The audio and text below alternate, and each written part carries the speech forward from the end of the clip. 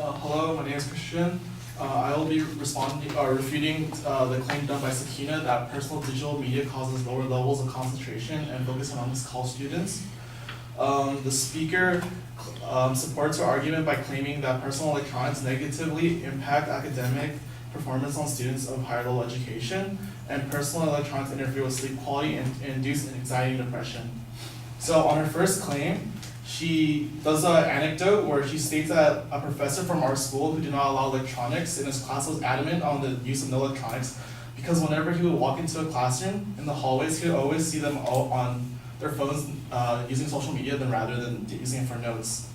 I believe that this anecdote is not a good source of evidence because, first off, the speaker, the teacher, is very biased since he is clearly against the use of cell phones.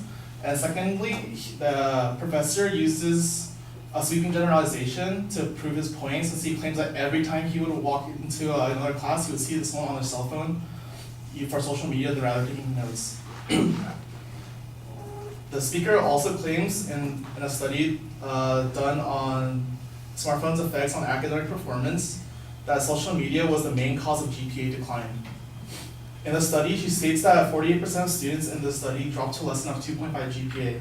What she fails to state is that also 52% of the sample had above a 2.5 GPA and another 30% of the sample had over a 3.0, while still frequently using social media on 5 to 7 hours per day. So the lack of evidence, having only one reliant point of evidence, doesn't show the long-term study that the study did and only shows 1/4 of evidence. The study also makes a hasty generalization since it doesn't take into account other variables that could affect grades such as course rigor and outside school variables. Since the study did not have a control group and to show outside correlation, it doesn't necessarily prove a correlation between social media and decrease in GPA. According to a McGraw-Hill survey of over 1,000 students based on a closed sample size, they stated that over 81% of the surveyed people actually preferred using digital media, and they said that it helped them with their grades. The second secondary claim that the speaker uses is that personal electronics interfere with sleep quality and induce anxiety and depression. Once again, the article that she used to support her evidence had no control group, so you cannot directly correlate an absolute affirmative that there's a correlation between social media use and depression and anxiety. Actually, further investigating the article that she used, the article states that the results indicate that depression, anxiety, and sleep quality may be associated with smartphone overuse. Such overuse may lead to depression and or anxiety. So in the actual statement, it doesn't even directly state that there's a correlation. It says there's a possible chance that can happen. And also as a reasoning challenge, there's no control group, and so there's no direct correlation.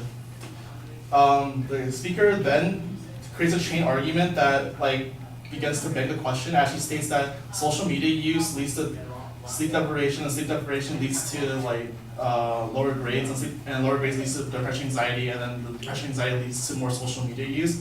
So that she's only using her claims and grounds as each other, so it's not really proving much.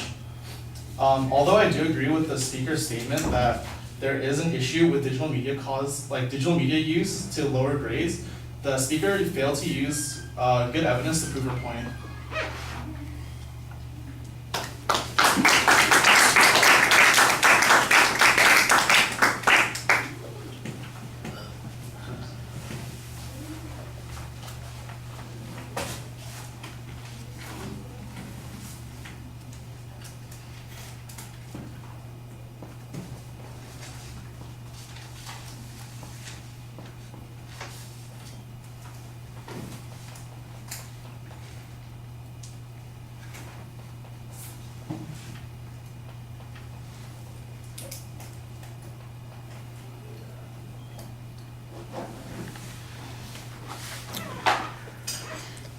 All right, the preview's fine. You list the secondary claims so we can see where the argument's going. On the first point, you basically are going after the example that the advocate used. I'm not sure how important the singular example was. If that was the only evidence, and then I see a sweeping generalization charge is probably legitimate. I don't remember that it was the only evidence, and in fact, you suggest that there's additional evidence that shows a decline in student performance when their GPA is involved. Your explanation of what the statistics in that study mean was not very clear. If the advocate was saying that there was a decline in student performance related to the expanded use of technology, and your argument is simply, well, some people still were successful despite the use of technology, I'm not sure that denies the advocate's claim there. There may be some point at which it diminishes the claim, but it depends exactly on what the original inference was, and I'm not sure it was clear either, in the advocate's argument or in the study that you're citing here. Your argument about the hasty generalization, that there could be other factors that are involved, well, that's true, but you don't tell us what those other factors are. You don't demonstrate that any of them were likely to be involved. So this is just an assertion on your part, similar to any assertion that the advocate might have made. The better information that you had was the follow-up immediately that said that 81% of the people who are using the technology believe that it's helping them and improve their ability to succeed in the classes. I think that's a pretty good piece of information, although, using your own standard, I don't see a control group on this one, and that kind of is your answer a whole bunch of times there, where you're looking for some press that you can put on the evidence. Well, what's a general press that I can apply here? I think that's, it's an okay thing to say, but it doesn't really tell me anything about what the argument is. On the second point, you make a big deal out of the fact that the article, which you say has no control group on it, reaches the conclusion that it may have these particular effects. So may seems to you to be insufficient to suggest that there is a problem that's going on here. I think that's an okay press again, but again, it seems to me like we could have other evidence. You could use that other speech, that said that early start times, that's what's interfering with their ability. And of course, the refutation speech that we just heard could have used the other speech that said that the real source of bad sleep is not early start times, but it's the use of technology. See, if you guys are paying attention to each other, you could be stealing ideas from one another all the time. That's what you want to be doing here.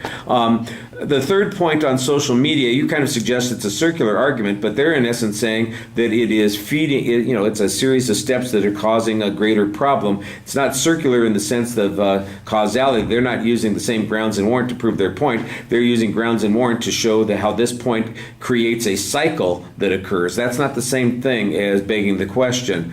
At the end, you do something that you don't want to do, and that's basically you agree with the speaker. You say, yeah, I think that's true, but they just didn't prove that point.